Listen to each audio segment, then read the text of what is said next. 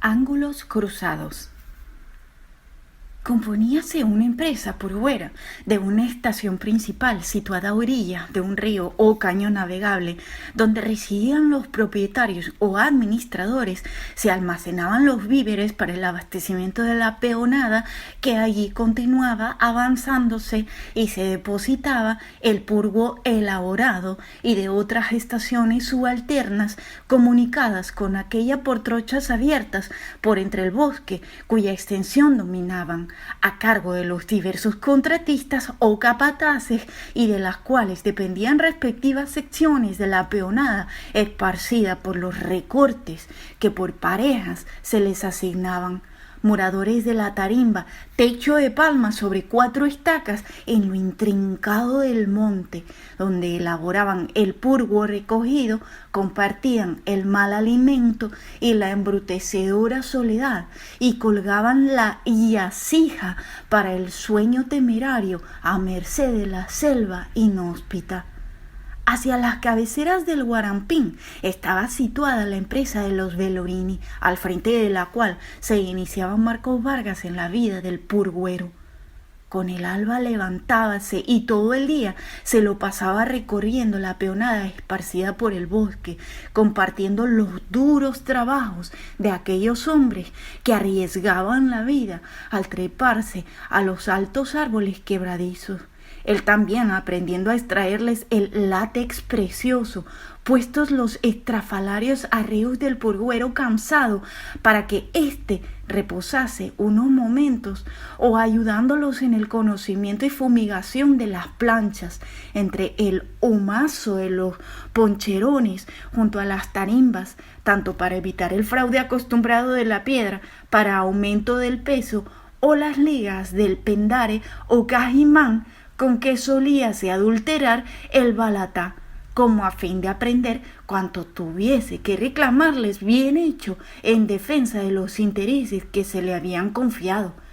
y compenetrándose con la oscura intimidad de aquellas vidas humildes y torturadas, cuando los peones descansaban contándose sus tristezas. En cuanto a la compenetración con la selva, con su misterio fascinante y con la vida formidable y múltiple que palpitaba bajo la quietud y monotonía aparentes, lo aleccionaban los indios de las riberas del Acarabisi, que tenía a su servicio personal uno, joven y hermoso, de negra cabellera hasta los hombros, mirada inteligente y hablaba cadenciosa y melancólica, pescador y cazador diestrísimo, que así le preparaba alimentación variada, y el otro, ya viejo, que se la aderezaba como le habían enseñado otros racionales de quienes fue cocinero. Ellos le enseñaron a percibir los 1000 rumores que componen el aparente silencio de la selva, a distinguir los que produce el hombre cuando marcha por el bosque de los que son producidos por los animales que lo pueblan, a saber, por el ruido del canalete a distancia, si una curiara subía o bajaba por el caño o el río, a descubrir la presencia de aves de color de la fronda, donde el instinto mimético las dejaba inmóviles y silenciosas cuando se acercaba el hombre, y la de las bestias, que a la primera impresión parecían faltar por ahí, por las cuevas de los acures y los cachicamos, los tajines de los váquiros, hacia el bebedero, la huella de la danta en los fangales por donde pasó hociqueando cuando iba sin prisa, o en el estrago del monte tupido que rehendió en su carrera de rebaño asustado, y las del oso hormiguero, del puma y del jaguar. Y en compañía del joven pescador, a bordo de la concha sigilosa que apenas rizaba el remanso ribereño, aprendió a distinguir los peces por el aguaje, los morocotos de carne suculenta de los sabrosos aymaras espinosos. De cacería, iniciándose en las candorosas supersticiones, aprendió que la presa no debía sacarse del monte sin la precaución de cortarle y enterrar las orejas en el sitio donde hubiera caído y atarle luego las patas de dos en dos y con cierto bejuco, pues de lo contrario nunca volvería a tropezarse el cazador con otra semejante, y que para cada hombre había ciertos animales a los cuales no debía dar muerte, así como determinados árboles que no debía cortar ni de ningún modo dañar, porque eran sus nahuales, alter ego o segunda encarnación del yo, con cuyo perecimiento perdería el hombre porción consubstancial de su existencia y toda esperanza de continuar disfrutándola después de la muerte. Le enseñó también el acaribisí, su lengua cadenciosa, ellos dos, la vereda, la escopeta y el cuchillo. Azarú, Sarají, Aracabuza y Mariyale refirió que un día Tuna y Apoc, el agua y el fuego, la lluvia y el rayo, destruyeron su churuata y mataron a Baruchí, que significa hermana, y de él aprendió Marcos Vargas que para penetrar en los abismos de melancolía que encierra el alma del indio había que oírles cantar el mare mare, como lo entonaba aquel de la cabellera hasta los hombros, salvaje, monótono, triste, lamentoso, y cuya bárbara letra insistía hasta la exasperación. Mare mare se murió, mare mare se murió, mare mare se murió. Terminados sus quehaceres, estos indios solían alejarse del campamento, bosque adentro, y allí, silenciosos y taciturnos, o apenas cambiando entre sí breves frases, pasábanse las horas sentados uno al lado del otro sobre el tronco de un árbol caído, no contemplativos ni meditabundos, sino simplemente sumidos en la salvaje quietud que los rodeaba bajo el alto rumor perenne de las frondas tupidas, donde a ratos afinaba sus melodías el invisible pájaro violín, o a distancia se oía el golpe del machete del purguero castrando el árbol pródigo, o el canto lánguido del pájaro minero o del campanero. Marcos Vargas, como nada tuviese que hacer, solía ir a reunírseles, y de ellos ya estaba aprendiendo también a sumergirse sin palabras ni pensamientos en aquel mundo abismal. Fija la vista al azar sobre el tronco de un árbol donde diera un rayo de sol, allá espesura adentro, y ya comenzaba a hacer la experiencia de que entonces no se era sino otro árbol donde no daba el sol. Un día, recién llegado, estando ahí, fue la lluvia de falenas. Millares de gusanos que de pronto comenzaron a caer de las ramas de todos los árboles, y 30 días después, estando allí, no otra vez, sino todavía, pues era como si el tiempo no hubiese corrido, fue la eclosión de las crisálidas, el repentino florecimiento del aire, de aquel aire verde y húmedo, de calidad vegetal, donde de pronto aparecieron revoloteando millares de mariposas. Marcos Vargas se incorporó bruscamente con el sobresalto de las maravillas, y los acaribisis sonrieron entre sí como los iniciados de los neófitos, y se cerró el círculo de la vida en el vuelo nupcial de los insectos recién salidos del letargo creador. Se unieron allí mismo los dos extremos del torbellino, la fecundación y la muerte, Cajuña y Canaima. Los domingos por la tarde solía Marcos Vargas atravesar el Guarampín para visitar a aquel misterioso conde Giafaro, de quien por primera vez le había oído hablar al americano Davenport, y a través del cual le presentaba la selva uno de sus aspectos más dramáticos. Habitaba el carilargo y desgalichado personaje una casa rústica pero bastante confortable, con huerta y jardín cultivados en medio del bosque bravío, en el cual había reunido un museo de artefactos indígenas y de pájaros y otros animales de la selva, disecados por él y científicamente clasificados, así como también era obra de su maestría en el arte del embalsamamiento la momia de un indio que lo había acompañado y servido durante varios años y que ahora, en perenidad de cosa incorruptible, completaba y presidía aquella colección. Guardábala bajo llave y no la mostraba sin tomar precauciones en recomendar que se le mantuviese el secreto, pues si la servidumbre indígena llegaba a enterarse de que convivía con despojos de la muerte, enseguida habría abandonado la casa y corrió la voz. Nunca más se hallaría un indio que quisiera servir en ella. «Ya sabrá usted», dijo el conde, «que para el indio es tabú lo que se relacione con la muerte y que ésta es una de las principales causas de sus continuas migraciones, pues cuando muere un cacique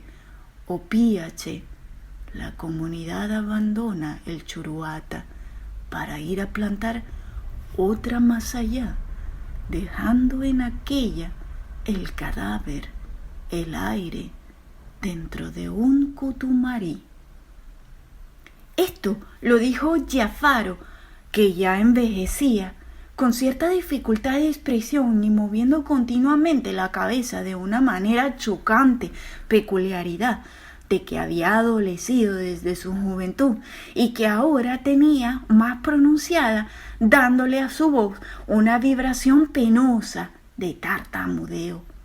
Por otra parte, bajo la influencia del campo visual estrecho y cerrado del espectáculo monótono y obsesionante de la selva, toda su inmensidad y su misterio en la quietud de un árbol donde al azar se detuviera la vista entre 1000 otros iguales, ya que el espíritu había perdido el hábito del pensamiento discursivo, adquiriendo en cambio el de la sumersión en las intuiciones integrales que no podían ser expresadas sino cuando más, como lo hacía el indio, con una sola palabra entre silencios que la envuelven en un halo de significaciones simplemente sugeridas, y así era visible el esfuerzo que tenía que hacer el conde para expresarse por medio de periodos coordinados y completos.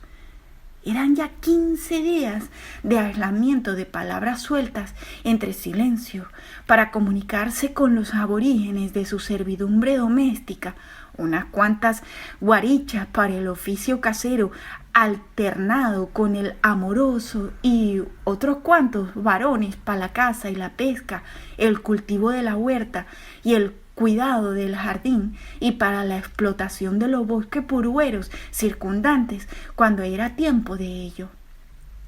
Solo entonces restablecía algún contacto con los racionales. Ya él también usaba el término con que el indio designaba al civilizado más o menos auténtico,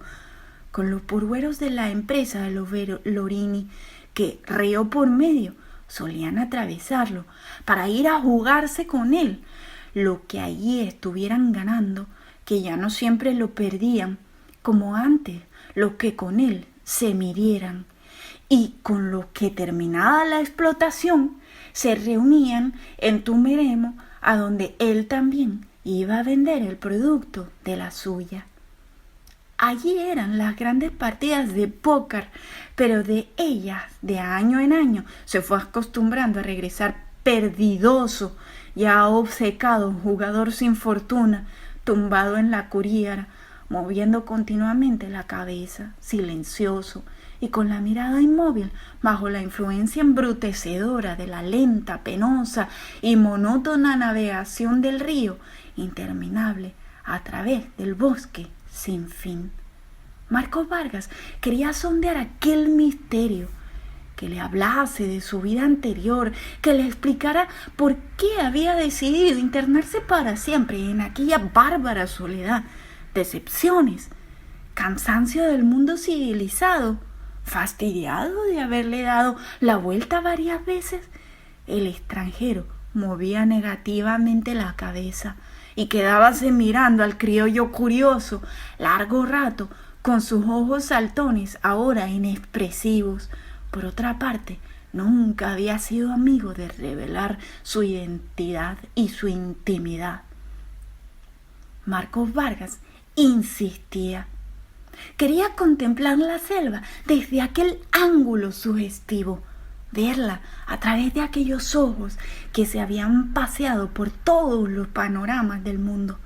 sentirla en extranjero, en europeo civilizado, en quintesencia humana,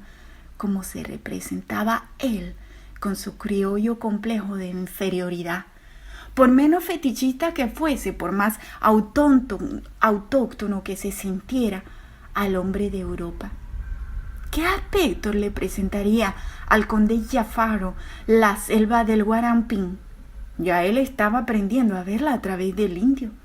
¿Cómo se vería desde aquel otro ángulo? El conde sonreía inexpresivamente, mostrando los dientes largos y ennegrecidos por la nicotina, y continuaba moviendo la cabeza mecánica. Ya aquello no parecía pensar, pero una vez, de pronto, rompió a hablar. No le sorprenda, joven, que yo hable por usted. No se entendía bien por qué comenzaba así. Pues hay una porción del pensamiento que llamamos propio y que sin embargo solo nos pertenece como el aire que envuelve nuestro planeta mientras lo respiramos, siendo por lo demás el mismo aire que nuestro vecino acaba de expulsar de sus pulmones con el calor de su intimidad vital,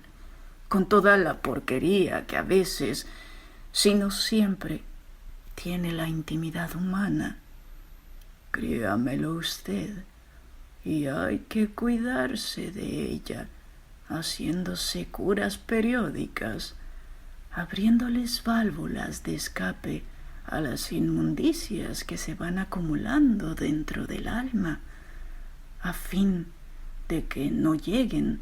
a intoxicárnosla por completo. Y para esto, joven, no hay como la selva. Marcos Vargas se enderezó en el asiento. Era en el museo, frente a la momia del indio, como quien se dispone a oír por fin lo que mucho ha deseado. Ya se abría el ángulo prometedor y, por otra parte, aquello de las curas periódicas debía referirse a las que, según versiones llegadas a sus oídos en aquellos mismos días, habían motivado las primeras apariciones del conde en Guayana, de donde se formaron leyendas rayanas en consejas. Trate usted su alma, prosiguió el extranjero, como una caldera de vapor. Vigile los aparatos registradores de la presión y cuando advierta que ésta pone en peligro la integridad de aquella, tire el obturador sin falsos escrúpulos y ábrale la válvula de escape al grito de Canaima, y deje que los demás se pierdan en conjeturas acerca de lo que significarán esos silbatos de alarma. Usted sabe lo que significan, y eso basta. Aquí se agolparon y se interfirieron en la mente de Marcos Vargas tres motivos de reflexiones. el recuerdo bizarro de que una vez había tenido un reloj que no marchaba como era debido, pero que de pronto y sin motivo aparente echaba a andar a toda velocidad, que podía desarrollar la tensión de la cuerda, así como de pronto se había vuelto locuaz el taciturno personaje frente al cual se hallaba. La comprobación de que no eran leyendas las que les había oído en aquellos días a sus purgueros acerca de misteriosos gritos que solían oírse por los lados de la casa del conde Giafarro, y finalmente la intuición de que éste había dicho algo muy significativo y de aplicación a su caso propio, el de Marcos Vargas, pues dentro de su alma había algo que por momentos hacía presión amenazante de estallido, algo que, aunque se empeñase en no reconocerlo así, tenía su origen en el acto vindicativo de la noche de Tumeremo. Ni aun entonces quiso decirse mentalmente de la muerte de Cholo Parima.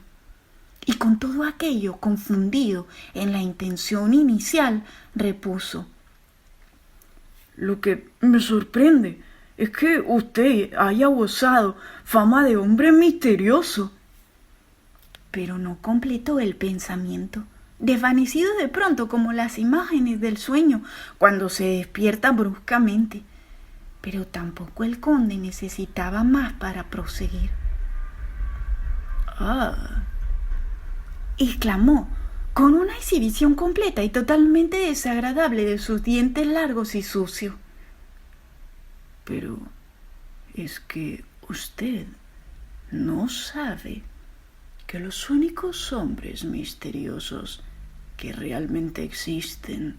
con los que no ocultan los que de ellos se sospeche y se murmure. Claro que hay varios modos de comunicación con los demás, pero el más artístico o el más hábil, simplemente, si así prefiere calificarlo, es este. De mucho que pensar, y ya le bastará con explicar poco. De una manera tácita, no digamos involuntaria, acaba usted de admitir que la esencia de la amistad es dejar vivo al amigo, por contraposición con la del amor, que procura destruir el ser amado en cuanto a ser distinto y diferente del nuestro. Pues desde que un hombre trata de explicarle a otro, empieza a convertirlo en representación propia y por lo tanto a quedarse solo consigo mismo sobre el estúpido mundo. ¿No le parece? A mí, por lo menos, no me interesa en absoluto explicarme la intimidad de su espíritu. Por el contrario, lo que puede cautivarme de su trato es precisamente la reserva del misterio que sepa usted administrar en presencia mía. Y la sinceridad, pregunta usted, ¿dónde me la deja? Pues voy a contestarle con otra interrogación. ¿Quién que de veras se estime a sí propio puede ser sincero? Desconfíe siempre de quien le proponga semejante monstruosidad, pues algo suyo querrá arrebatarle. Repare en que nos importa un bledo ser engañados por aquellas personas